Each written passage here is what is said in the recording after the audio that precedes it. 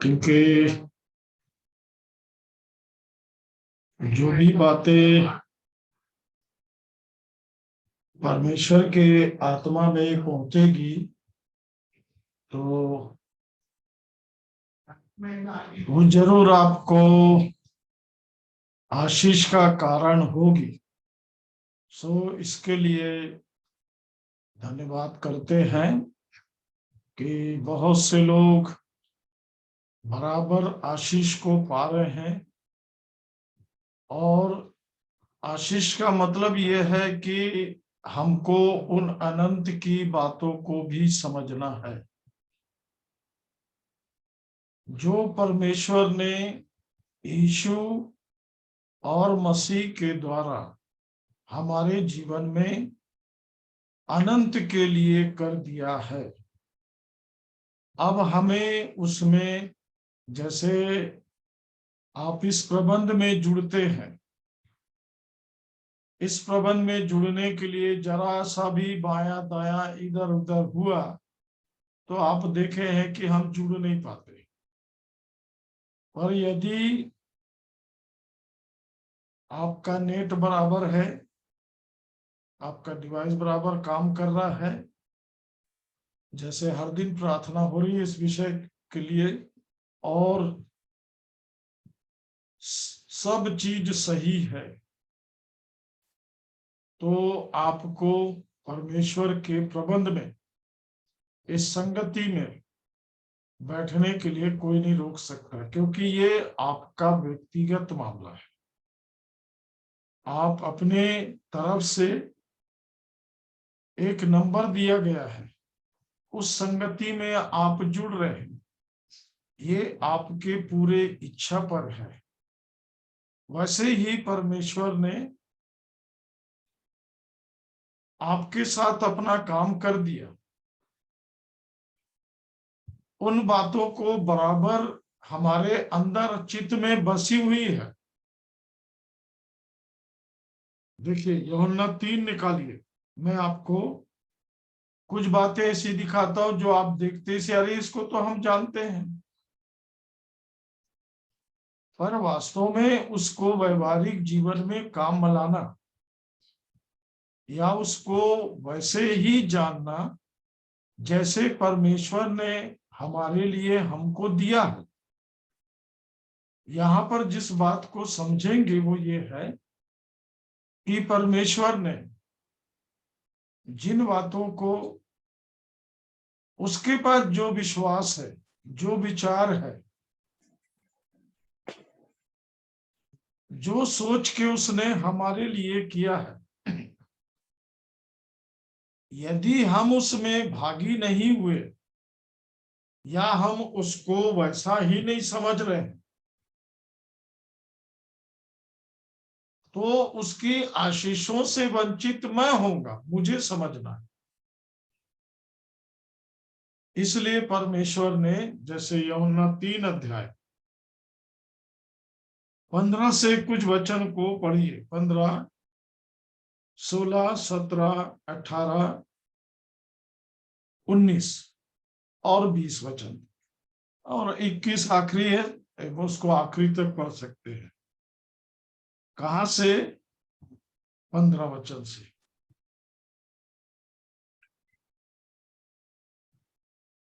बबली पढ़ो।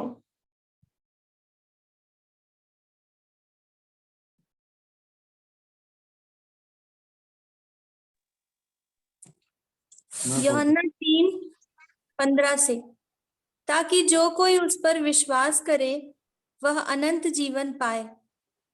क्योंकि परमेश्वर ने जगत से ऐसा प्रेम रखा कि उसने अपना एक लौता पुत्र दे दिया, ताकि जो कोई उस पर विश्वास करे वह नष्ट ना हो परंतु ज्योति, अनंत। हाँ ज्योति, ये वचन हम बचपन से जानते हैं। जी। क्या पढ़े अभी? पढ़ो फिर से 16 वचन। क्योंकि परमेश्वर ने जगत से ऐसा प्रेम रखा कि उसने अपना एक लौता पुत्र दे दिया, ताकि जो कोई उस पर विश्वास करे वह नष्ट ना हो परंतु अनंत जीवन पाए। नाश ना हो। हाँ, या तो नाश होने वालों में है या फिर हमारे पास परमेश्वर के अनुग्रह से दिया हुआ अनंत जीवन है। आगे पढ़ो, शाबाश, पढ़ो आगे। परमेश्वर ने अपने पुत्र को जगत में इसलिए नहीं भेजा कि जगत पर दंड की आज्ञा दे, परंतु इसलिए कि जगत उसके द्वारा उद्धार पाए। जो उस पर विश्वास करता है उस पर दंड की आज्ञा नहीं होती, परंतु जो उस पर विश्वास नहीं करता वह दोषी ठहर चुका, इसलिए कि उसने परमेश्वर के इकलौते पुत्र के नाम पर विश्वास नहीं किया। और दंड की आज्ञा का कारण यह है कि ज्योति जगत में आई है और मनुष्यों ने अंधकार को ज्योति से अधिक प्रिय जाना, क्योंकि उनके काम बुरे थे। क्योंकि जो कोई बुराई करता है वह ज्योति से बैर रखता है और ज्योति के निकट नहीं आता, ऐसा ना हो कि उसके कामों पर दोष लगाया जाए।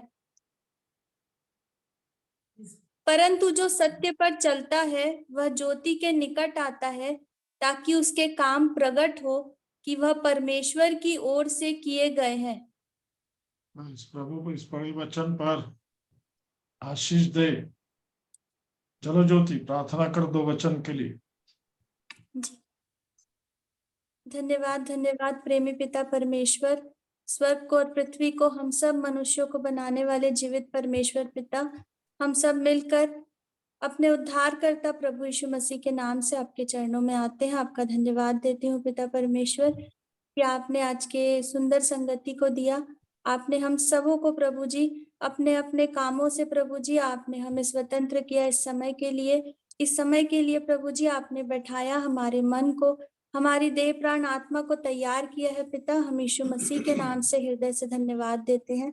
हम धन्यवाद देते हैं प्रभु जी, जब वचन को पढ़ते हैं तो वचन को समझने के लिए प्रभु हमें स्वर्गीय बुद्धि दीजिए प्रभु जी। शारीरिक बुद्धि, हमारा मन और शैतानिक सारी बातें यीशु के नाम से दूर होने पाए प्रभु। दया कीजिए मेरे प्रभु जी, ताकि प्रभु जब मामू बताते हैं वचन को तो हमारे अंदर प्रभु जी वो वचन आर पार छेदने पाए प्रभु जी, ताकि हम आपके वचन पे चलने वाले हो सके। मोबाइल को, नेटवर्क को, सबको आपके हाथों में सौंपते हैं प्रभु, और इस विनती को अपने उद्धार करता प्रभु यीशु मसीह के नाम से मांगती हूँ, आमीन। आमीन। परमेश्वर पिता का धन्यवाद करते हैं उस अद्भुत योजना के लिए जिसमें परमेश्वर ने हम मनुष्यों को अपने साथ अपनी सहभागिता में लिया है। और हम बीते दिनों से इस बात को देखते आ रहे हैं, और मेरा विश्वास है कि ये आपको समझ में भी आते जा रही है, क्योंकि मैं किसी भी बात को यदि कहता हूं तो उसे समझना आपको है। क्योंकि मुझे प्रभु ने बहुत वर्षों से इन बातों को दिया है, और मैं कोशिश ये कर रहा हूं कि जो बातें मुझे दी गई हैं उसे मैं बहुतों तक पहुंचाऊं, क्योंकि ये परमेश्वर की योजना है, वो बृहद है। हम किसी भी बात को अपनी सीमा से समझना शुरू करते हैं। हमारे पुराने जीवन में जो कुछ है हम वहां से समझना शुरू करते हैं। परमेश्वर का धन्यवाद हो आप सबों के लिए। जब आप बाइबल पढ़ते हैं तो बाइबल के वचन धीरे धीरे आपके हृदय में अपनी जगह बनाते हैं, और परमेश्वर के वचन को आपके हृदय में इसलिए जगह बनाना है, इसके साथ दो बातें जुड़ी हैं जो आपको जानना जरूरी है। क्रूस से पहले जो हम देख रहे थे और क्रूस के बाद। पर क्रूस में क्या काम हुआ जो क्रूस दो भाग में बांट दिया, क्रूस से पहले और क्रूस के बाद। इसको समझेंगे। मैं जितना सरल आप समझ जाएं, उसको समझाने की कोशिश कर रहा हूं, क्योंकि ये स्वर्गीय प्रबंध है जो परमेश्वर ने मानव के लिए कर दिया है। और प्रियो, इससे कम में हमारे लिए परमेश्वर ने कुछ भी नहीं रखा। इसको बहुत अच्छे से समझना है। यदि आप समझेंगे तो आप कभी भी धर्म प्रचारक नहीं कहलाएंगे। लोग आपको कभी ये नहीं कहेंगे कि ये धर्म बदलने वाला व्यक्ति है। ये बहुत निम्न और घटिया चीज है, निम्न और घटिया, जहां से व्यक्ति पुराना जीवन क्रूस के इस पार मनुष्य शुरू होता है। पर आपके पास अपनी गवाही ये होना है कि आप क्रूस से उस पार है। यहां पर सब कुछ बदल जाता है। और बदलने का काम, पहला काम जो आपके जीवन में करता है वो है परमेश्वर का वचन। वो दो काम को करता है। काम तो बहुत है इन दो कामों के साथ, पर वो दो काम को करता है। जैसे जैसे वो आपके हृदय में, दिमाग में नहीं जाना, बहुत बुद्धि है। शैतान जब यहाँ बैठे रहता है हमारे सिंहासन में, तो वो परमेश्वर के वचन को दिमाग में शिफ्ट कर देता है और व्यक्ति धीरे धीरे दिमागदार हो जाता है। 99% बाइबल पकड़ने वाले लोग दिमाग से काम कर रहे हैं। उनके हृदय में कोई भी काम नहीं हो पाया, इसलिए वो उन आशीषों की गवाही नहीं रख सकते। बात वचन की बहुत बड़ी बड़ी वो करेंगे, आप सुन सकते हो, सुन रहे हैं, आपके चारों तरफ ऐसे लोग हैं। और वो दिमाग की बात है। और इसलिए दिमाग क्या करता है, बाइबल को छोड़ के वो इधर उधर डायरी ढूंढते रहते, पर्ची ढूंढते रहते हैं, क्या लिखा है कहां पर। पर यदि जब ये हृदय से निकलेगा तो किसी चीज की जरूरत नहीं पड़ती, क्योंकि परमेश्वर का वचन आपके अंदर काम करते करते आपको परमेश्वर का जन बना रहा है। पहली बात, एक मनुष्य में असंख्य अशुद्ध आत्मा होती है। ये आप अपने जीवन से बहुत अच्छे से जान सकते हैं। कोई भी बात को सीखना है, हमको अपनी मैं पर आना है, क्योंकि मेरा मैं ऐसा है, सामने वाले को, यहां तक कि मेरे साथ रात दिन रहने वाले को भी ये पता नहीं पड़ता कि मैं हूं क्या, मैं कौन हूं। जब वो बोलता है, गवाही देता है, बताता है, पुराने जीवन की गवाही बताता है कि मेरा जीवन कैसा था, तो इसको भी ध्यान रखेंगे। जो पुराने जीवन में है वो बड़ा चिढ़ने लगते हैं, आपसे घृणा करते हैं। आपके चारों तरफ जो वातावरण है उसको भी मैं लेके चल रहा हूं साथ में, क्योंकि आपको अपनी गवाही भी देना है। ये परमेश्वर का वचन है प्रियो।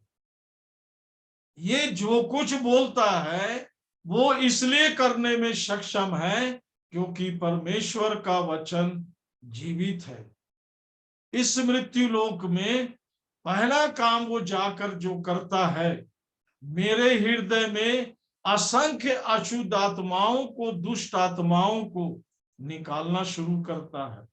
आप देखेंगे जो बाइबल पढ़ने वाले हैं उनको परमेश्वर के वचन की भूख बढ़ने लगती है। और जो इस प्रबंध में नहीं है वो बाइबल अरे नहीं पढ़ेंगे तो वो भाई पूछेगा, वो बहन पूछेगी, तो हमको झूठ बोलना पड़ेगा कि हाँ जब बाइबल पढ़े। बहुत से लोग बोल देते हैं झूठ, आज बाइबल पढ़े हो, तो अगल बगल देखते कोई नहीं दिख रहा है तो हाँ हाँ पढ़े पढ़े, पर आपके अंदर में वचन काम करेगा, वो बताएगा तूने नहीं पढ़ा, झूठ बोल रहा। और उसका प्रगटीकरण ये होता है कि आपके अंदर अशुद्ध विचार, दुष्ट आत्मा काम करना शुरू कर देता। प्रियो, जब मैं रात को सोता और नींद नहीं आती तो मैं पहली बात यह देखता हूं कि प्रभु, आज वचन को पढ़ने में कहीं कोई कमी तो नहीं हुई। मेरे हृदय में ये शैतान और उसकी शक्तियां उथल पुथल मचा रहे हैं। ध्यान देंगे, मैं जो बोल रहा हूं ये आपके साथ भी घटेगा, क्योंकि आप भी अपने आप को जब एकांत में पाएंगे, जब आप शांत होंगे, तो देखेंगे कि आपको नींद नहीं आ रही। क्या बात है। दिन में भी बहुत से कार्य आपके असफल हो जाएंगे, क्योंकि उसमें परमेश्वर की उपस्थिति नहीं होने से आप उन कामों में अपनी सफलता को नहीं पाएंगे। क्योंकि दूसरी बात यूहन्ना 1 में दिया है, वचन के साथ परमेश्वर है। और जब आप ईमानदारी से, समर्पणता के साथ इसको अपने जीवन में पढ़ते चले जाएंगे, तो ये वचन आपके जीवन में परमेश्वर की, यीशु मसीह की उपस्थिति का एहसास दिलाएगा। पवित्र आत्मा बार बार आपको इस बात को बताना शुरू करेगा कि मैं तेरे जीवन को परमेश्वर के राज्य के योग्य बनाने के लिए तेरे अंदर हूं, और इसके लिए अद्भुत अगम काम जो परमेश्वर का वचन करता है, वो बीज के रूप में आपके अंदर परमेश्वर के बीज के रूप में आकर काम करता है। और एक बीज है का काम है, वो बीज खत्म हो जाएगा, उसका अस्तित्व खत्म हो जाएगा, पर उसमें से एक नया जीवन बाहर निकलता है। ये सब परमेश्वर के साथ ठहराया हुआ प्रबंध है प्रियो। और ये सारी बातें क्रूस के उस पार मुझे आपको लेके चलना है आज। और इसलिए जैसे ही आप क्रूस के पास आएंगे तो आपको क्रूस रंगा हुआ, लाल रंग से, खून से भरा हुआ मिलेगा, जिसमें परमेश्वर का वो रूप जो मनुष्य बन के आया, जो मेरे पापों के लिए क्रूस पर मरा, ये तो जरूर है प्रियो, पर बलिदान हुआ है। वो मेरे और आपके लिए बलिदान हुआ है। इसलिए प्रभु ने इस खून के अद्भुत सामर्थ्य को दिखाया था इस्राएलियों को भी। परमेश्वर ने इस लहू से वाचा बांधी थी। आज बहुत ध्यान से सुनना प्रियो, क्यों मैं आपके अंदर से, आपके जीवन से आपको अनंत जीवन में लेके चल रहा हूं, जो बहुत दूर है, बहुत बृहद है। ये मानवीय सोच विचार नहीं है। इसलिए जैसे जैसे आप वचन को भरते जाएंगे, वैसे वैसे ये अपना काम करते चले जाएंगे। पहला पत्रस, पहला अध्याय, यदि वचन ने आपके जीवन में काम नहीं किया, मैं उन बातों को नहीं खुला रहा हूं, यदि आपके जीवन में वचन ने काम नहीं किया, 24 पद पढ़िए, पहला पत्रस, पहला अध्याय, 24 वचन।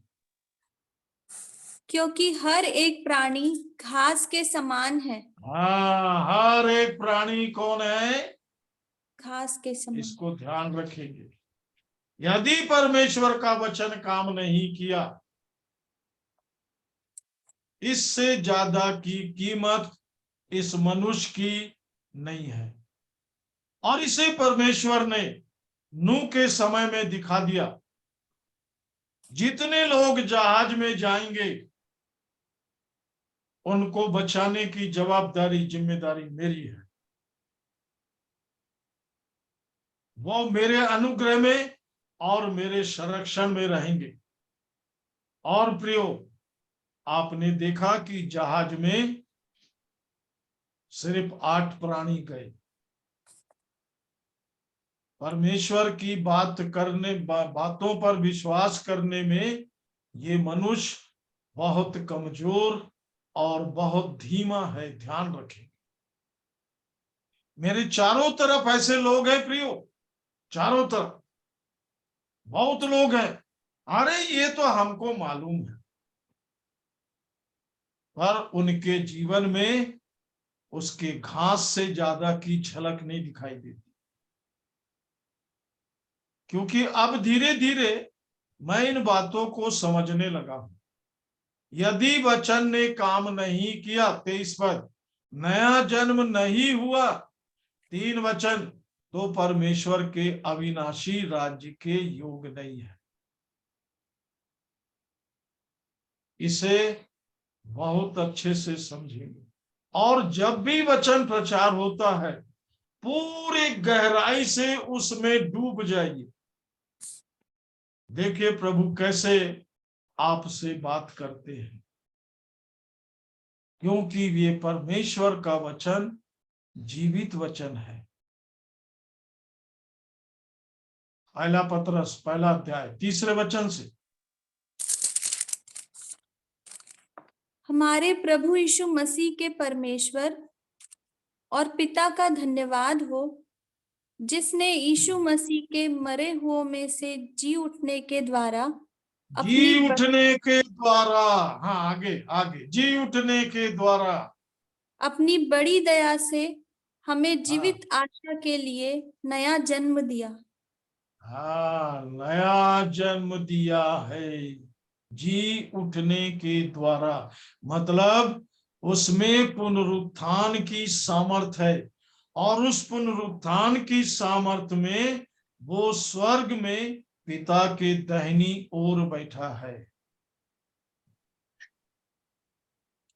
और इसलिए प्रियो, आपके लिए एक नए आकाश और नई पृथ्वी का निर्माण हुआ है। सारी व्यवस्था वहां पर की जा रही है कि जब प्रभु लेने आएगा तो वो सारी चीजों को महिमा में बदलकर आपको उस नए आकाश और नई पृथ्वी के योग्य बनाकर उसमें लेके जाएगा। किस प्रकार से, उसका एक उदाहरण आपको दिखाना चाहता हूं। निर्गमन की पुस्तक 12 अध्याय।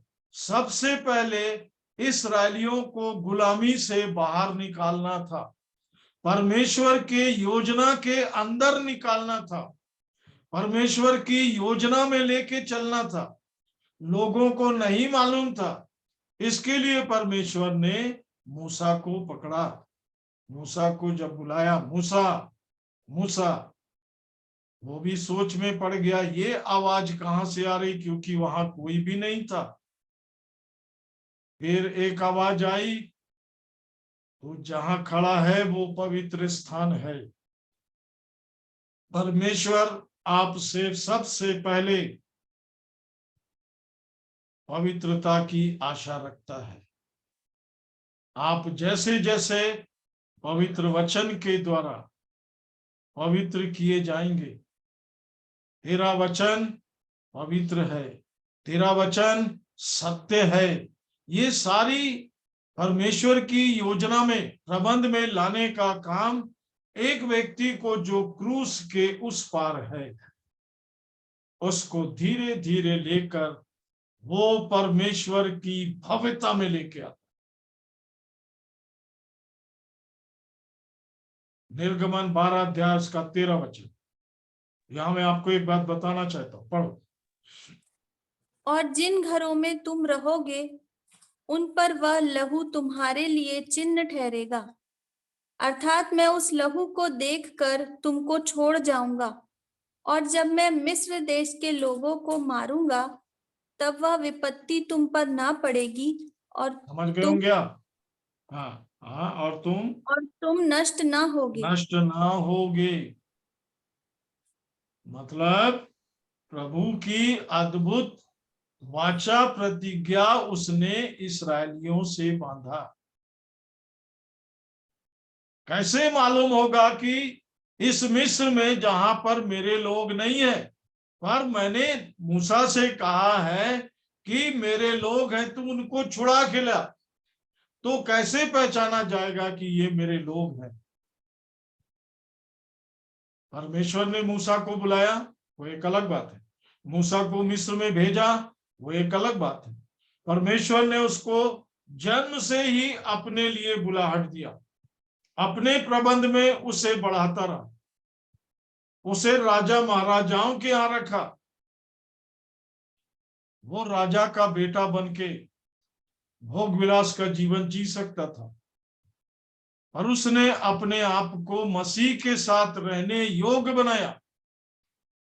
इसको पौलुस ने इब्रानी 11 अध्याय में दिया है, जिसको आप बाद में पढ़ेंगे और पढ़ भी लिए होंगे बहुत बार, उसे जानते हैं आप। यहां पर जो बात परमेश्वर का वचन बता रहा है, जिन घरों में तुम रहोगे, ध्यान दीजिए, यहां पर एक शब्द आया है, जिन घरों में तुम रहोगे उन पर वह लहू तुम्हारे लिए चिन्ह ठहरेगा। आपके घर में आपके उस लहू के चिन्ह के लिए जो द्वार पर लगा होगा, अर्थात मैं उस लहू को देखकर तुमको छोड़ जाऊंगा।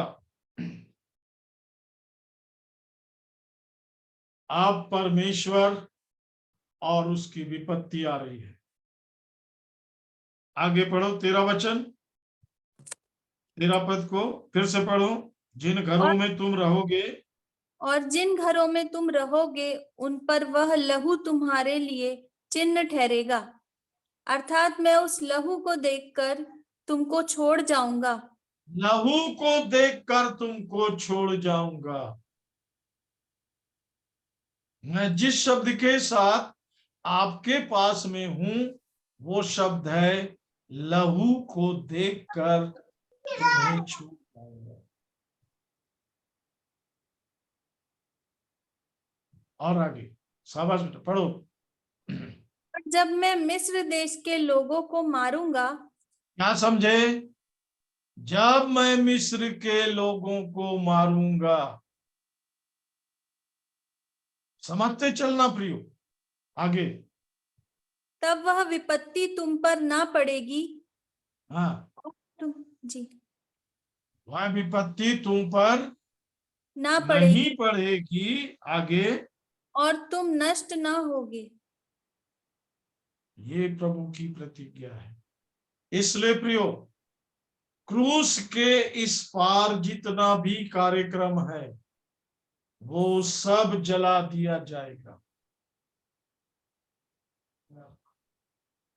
क्योंकि मिस्र की सेना इस्राएलियों का पीछा करते हुए भाग रही थी। वो सोचे कि हम इस्राएलियों को पकड़ लेंगे, पर परमेश्वर ने एक जगह ठहराया, बड़े धीरज के साथ वो उनको वहां तक लेके गया। और जब लाल समुद्र में इस्राएली लोग जहां ठहरे हुए थे, जैसे ही उन्होंने पीछे से मिस्रियों को आते देखा, वो चीखने चिल्लाने लगे। तब परमेश्वर ने मूसा से कहा, तू खड़े हुए मेरी दुहाई क्यों दे रहा है? अपनी लाठी लेकर लाल समुद्र में मार। वो नहीं सोचा था। देखिए, वो सारे काम परमेश्वर अपने दासों से कराते हैं जो स्वर्गीय प्रबंध से होता है। पर उसको करने के लिए एक व्यक्ति चाहिए। उसके जीवन में परमेश्वर का अनुग्रह आने के लिए, उसे लेने के लिए एक व्यक्ति चाहिए।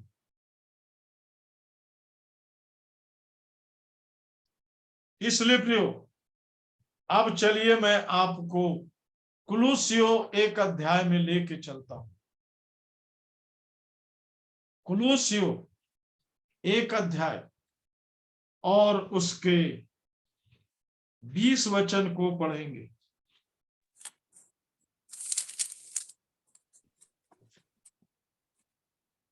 और उसके क्रूस पर बहे हुए लहू के द्वारा मेल मिलाप करके हाँ, ठीक ठीक। सब वस्तुओं का उसी के द्वारा से अपने साथ मेल कर ले, चाहे वे पृथ्वी पर की हो चाहे स्वर्ग में की। आप समझे क्या बात हो रहा है? प्रभु ने आपके लिए स्वर्ग और पृथ्वी एक कर दिया।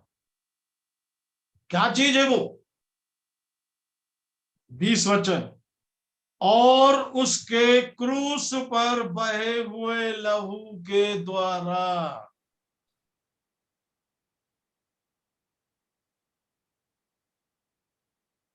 क्रूस पर बहे हुए लहू के द्वारा। आगे क्या है उसको देखते हम सब एक साथ। मेल मिलाप करके सब वस्तुओं का उसी के द्वारा से अपने साथ मेल कर ली। चलो जरा और आगे पढ़ दो, ये सिर्फ मेल का ही नहीं है, आगे चलो। आगे 21 वचन। जी, चाहे वे पृथ्वी पर की हो चाहे स्वर्ग में की, तुम जो 21 पहले वचन। जी तुम जो पहले निकाले हुए थे और हाँ, इसको पढ़ना है। तुम पहले निकाले हुए थे।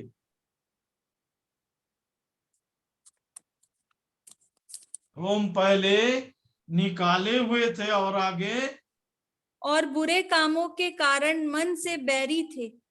कौन ऐसा है जो बुराई में और बुरे जीवन में और बुरे कामों में नहीं फंसा था? हाँ प्रियो, हम एक लाइन बोल के निकल जाते हैं, प्रभु यीशु मैं पापी हूं, मुझे अपने पवित्र लहू से धो दे। पर स्वर्ग में क्या क्या हो रहा है इसको भी समझने के लिए आपको पवित्र आत्मा की समझ चाहिए, क्योंकि वो पिता में से निकल के आया है। वो पिता की इच्छा को मत्ती 7:21 के अनुसार हे प्रभु कहने वाला परमेश्वर के राज्य में नहीं जाएगा।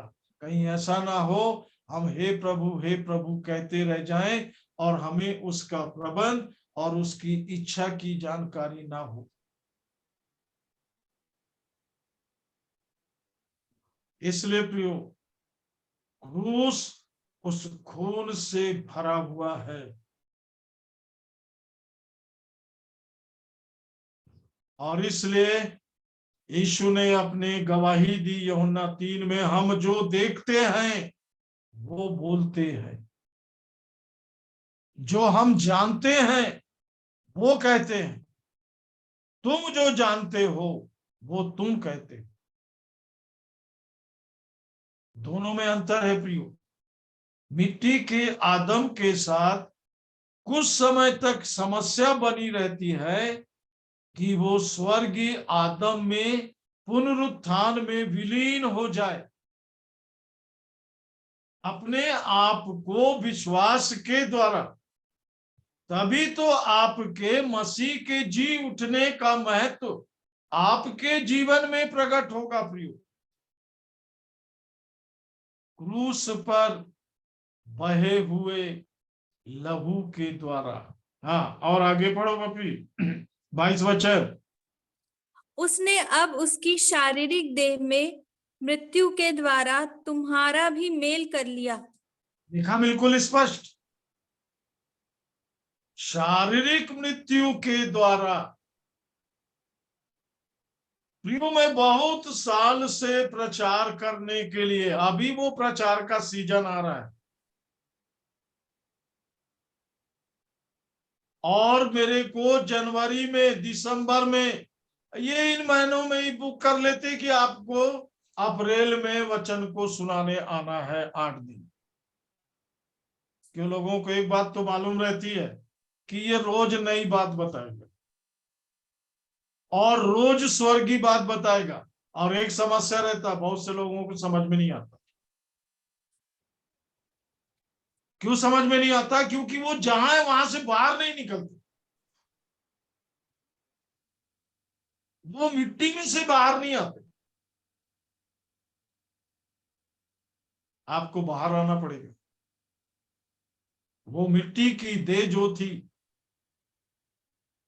जब आप उसको क्रूस पर चढ़ाते जाएंगे, क्रूस पर आप पुराने जीवन को खत्म करते जाएंगे। क्योंकि पुराना जीवन कैसा है, जरा इसको देख लीजिए। इसको और एक 23 वचन को और पढ़ दो। हाँ, 22-23 को पढ़ दो। और उसने अब उसकी शारीरिक देह में मृत्यु के द्वारा तुम्हारा भी मेल कर लिया, ताकि तुम्हें अपने सम्मुख पवित्र और निष्कलंक और निर्दोष बनाकर उपस्थित करे। हाँ, यदि तुम विश्वास ये काम परमेश्वर की योजना में है। परमेश्वर के सामने आपको कैसे खड़ा किया जाएगा?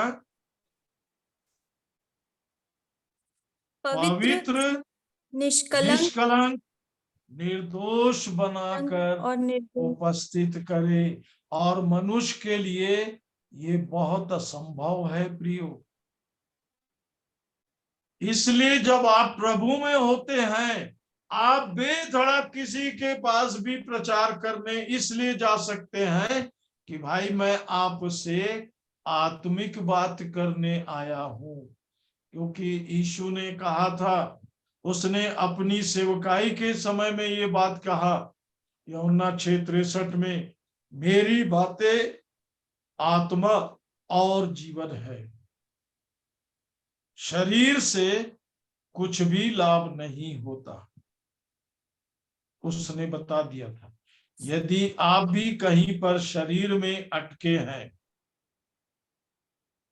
तो आप लाभ से, फल से और आशीषों से बराबर वंचित रहेंगे। इसको ध्यान रखें। क्योंकि यहां पर परमेश्वर आपके दिमाग को नहीं, आपके मन को जानता है कि आपके मन में क्या विचार चल रहा है। खास करके जब लूका की पुस्तक पढ़ेंगे, यीशु ने बड़े बड़े लोगों से कहा, तुम अपने मन में ये विचार क्यों कर रहे हो? तुम अपने मन में ऐसा क्यों सोच रहे हो? इसलिए प्रियो, एक पापी के मन फिराने से स्वर्ग में आनंद होता है, ध्यान रखेंगे। एक पापी के मन फिराने से स्वर्ग दूतों के सामने आनंद होता है। ये स्वर्गीय कार्यक्रम है। और इसके लिए मैं आपको एक जगह और ले चलूंगा। कुल्लू इफिसियों की पत्री, 2 अध्याय। इफिसियों की पत्री, 2 अध्याय,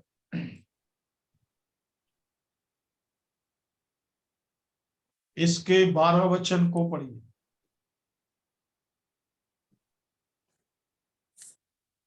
तुम लोग उस समय मसीह से अलग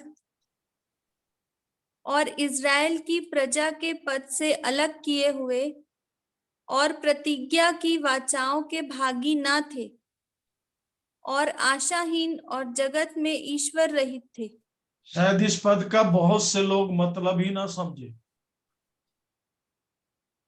ये भी समझते चलेंगे कि इस वचन को हो सकता है कि बहुतों के समझ में ना आए। क्या पढ़े? एक बार और पढ़ो जरा।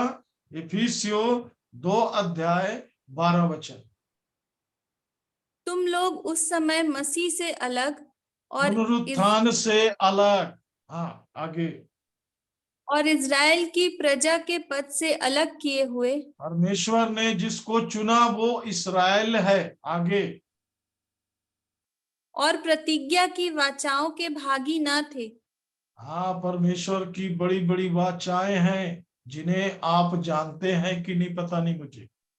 आगे, और आशाहीन और जगत में ईश्वर रहित थे। हम जो काम कर रहे बस वही काम सबसे, ईश्वर रहित, बिना ईश्वर के, बल्कि अपने दिमाग को भी ईश्वर के साथ घुसाने की कोशिश करते। ये मिट्टी का टुकड़ा है प्रियो। आप पढ़िए, आगे पढ़िए, देखिए आपको आशीष मिलेगी। पढ़िए। पर अब मसीह यीशु में तुम जो पहले दूर थे, मसीह के लहू के द्वारा निकट हो गए हो। कौन आपको पास में किया? मसीह के लहू के द्वारा निकट हो गए हो। ये निकट क्या चीज है यहां समझाया है प्रियो, इसलिए मैं यहां पर लाया हुआ। पढ़िए आगे। क्योंकि वही हमारा मेल है, जिसने दोनों को एक कर लिया हाँ, और अलग करने वाली दीवार को जो बीच में थी ढा दिया। मतलब कुछ भी चीज है वो सब हटा दिया गया क्रूस के द्वारा, क्रूस पर बहते हुए लहू के द्वारा। पहले कितने भी दूर थे आप, अब उस लहू के द्वारा आप निकट लाए गए हो। आगे बहुत ध्यान देके देखेंगे। अब हम कुछ बात सुनने जा रहे हैं ना। हाँ, और अपने शरीर में बैर अर्थात वह व्यवस्था जिसकी आज्ञाएं विधियों की रीति पर थी, मिटा दिया, कि दोनों से अपने में एक नया मनुष्य उत्पन्न करके मेल करा दे। क्रूस का यही अद्भुत काम है प्रियो।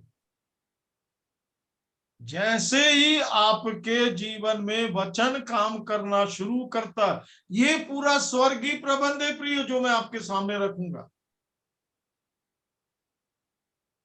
क्योंकि पृथ्वी की बात मेरे को मालूम है कि व्यक्ति कितना भी चालाक बन जाए, कुछ भी करे, पर वो पाप में और मृत्यु के वश में, वो वहां से नहीं छूट सकता। इसलिए वो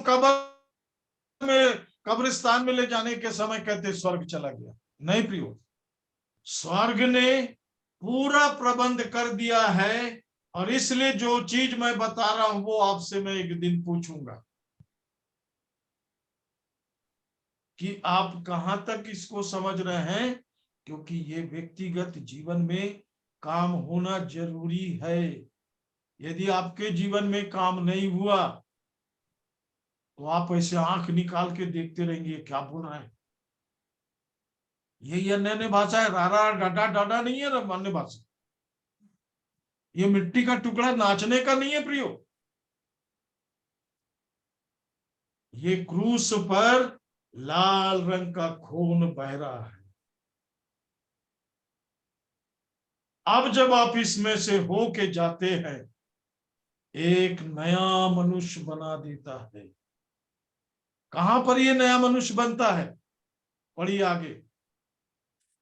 और क्रूस पर बैर को नाश करके इसके चारों तरफ बैरी है, असंख्य बैरी है। आप बढ़ नहीं सकते, कदम बढ़ा नहीं सकते, एक कदम नहीं बढ़ा सकते। पर क्रूस पर बैर को नाश कर दिया। समझ में आ रही बात? चलिए आगे पढ़िए।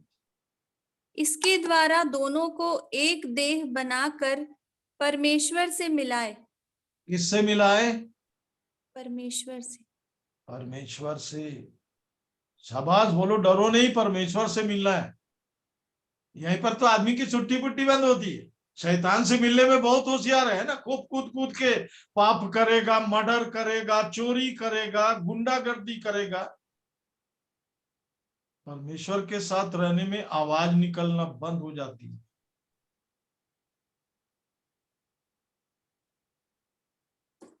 नहीं प्रियो, आपको ज्यादा आवाज इसलिए निकालना है कि अब आपका परमेश्वर के साथ मेल मिलाप हुआ है। और ऐसे ही नहीं प्रियो, इसको मैं बाद में बताऊंगा आपको, मुझे अभी आपको बहुत सी बात बताना। स्वर्गीय प्रबंध अनंत का प्रबंध है, वहां पाप और मृत्यु नहीं है, वहां क्षणिक कोई भी कारोबार नहीं। इसलिए प्रियो, पतरस की पत्री में चलिए मेरे साथ। पतरस की पत्री में पहला पतरस 18 वचन को पढ़ेंगे। पहला पतरस पहला अध्याय और उसके 18 वचन को पढ़ेंगे।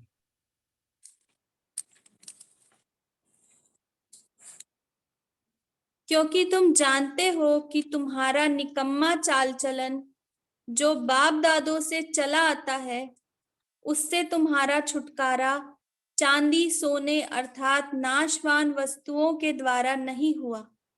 समझ में आ रही बात?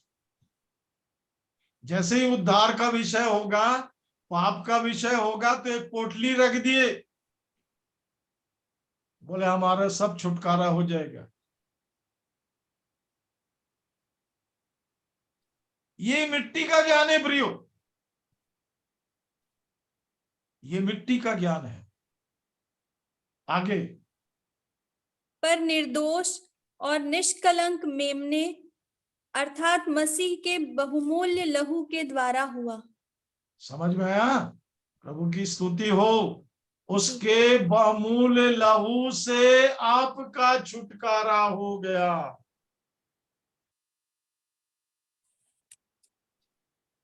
उसकी कीमत आपको पता पड़ गई कि इसने मुझे मेरे पापों से निकालने के साथ साथ परमेश्वर से भी मेरा मेल मिलाप करा दिया।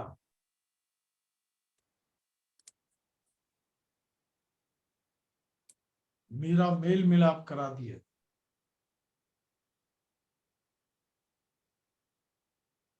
और इसलिए प्रियो, आप बाइबल को ध्यान से पढ़ेंगे, क्योंकि यीशु ने मत्ती की पुस्तक में शुरू में कह दिया, मेरा जन रोटी से नहीं, किससे जीवित रहेगा? परमेश्वर के वचन से। रोटी तो आपके शरीर के लिए है, वो आपका अंतिम भाग नहीं है कि शरीर में रह के आपने जो भी कर लिया तो उससे आप अपने अनंत को संवार रहे हैं। जो काम आप शरीर में करेंगे वो शरीर के लिए कर रहे हैं, और जो काम आत्मा में करेंगे वो आत्मा के लिए है। यहीं पर निकाल लीजिए, पहला यूहन्ना 1 अध्याय, यूहन्ना की पत्री उसका 1 अध्याय और 7 वचन। यूहन्ना की पत्री, यूहन्ना रचित सुसमाचार नहीं, यूहन्ना की पत्री पहला अध्याय।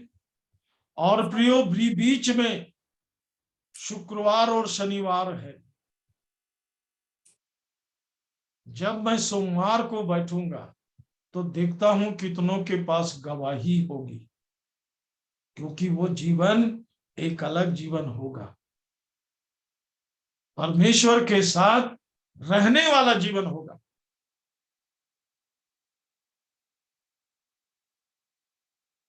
वो जीवन आपके पास यदि नहीं है तो आपको फिर कुछ भी समझ में नहीं आएगा, क्रूस का कार्यक्रम फिर समझ में नहीं आएगा। क्रूस पर से बहता हुआ लहू, उसका कार्यक्रम समझ में नहीं आएगा, क्योंकि ये सब बातें समझ से बिल्कुल परे है। ये सब बातें आपके हृदय में आएंगी। मैंने तेरे वचन को कहाँ रखा? दिमाग में नहीं रखा है, मैंने तेरे वचन को अपने हृदय में रखा है, कि तेरे विरुद्ध पाप ना करूं। पहला यूहन्ना 1 अध्याय 7 वचन। पर यदि जैसा वह ज्योति में है वैसे ही हम भी ज्योति में चले तो एक दूसरे से सहभागिता रखते हैं और उसके पुत्र यीशु का लहू हमें सब पापों से शुद्ध करता है। हाँ, यीशु का लहू हमें सब पापों से शुद्ध करता है। आपको कैसे मालूम होगा? कैसे मालूम होगा कि आपके सब पाप शुद्ध क्षमा हो गए? फिर से पढ़िए। पर यदि जैसा वह ज्योति में है वैसे ही हम भी ज्योति में चले तो एक बस वैसे ही हम भी ज्योति में चले। वैसे ही हम भी ज्योति में चले। अब आगे शाबाश, बहुत मदद कर रहे हो आप पढ़ने में, शाबाश। तो एक दूसरे से सहभागिता रखते हैं। इसकी कीमत को समझेंगे, इसकी कीमत को समझेंगे। हमारी सहभागिता एक दूसरे के साथ, पता नहीं हम कहां कहां से हैं, पर एक दूसरे के साथ जुड़े हुए। क्यों पता है आपको? ये 3रा वचन पढ़िए, इसी का 3रा पद पढ़िए। जी, जो कुछ हमने देखा और सुना है उसका समाचार तुम्हें भी देते हैं, क्या है वो? आगे। इसलिए कि तुम भी हमारे साथ सहभागी हो और हमारी यह सहभागिता पिता के साथ और उसके पुत्र यीशु मसीह के साथ है। ओ, गजब है, गजब है, गजब है। मेरी सहभागिता पिता के साथ और उसके पुत्र के साथ है।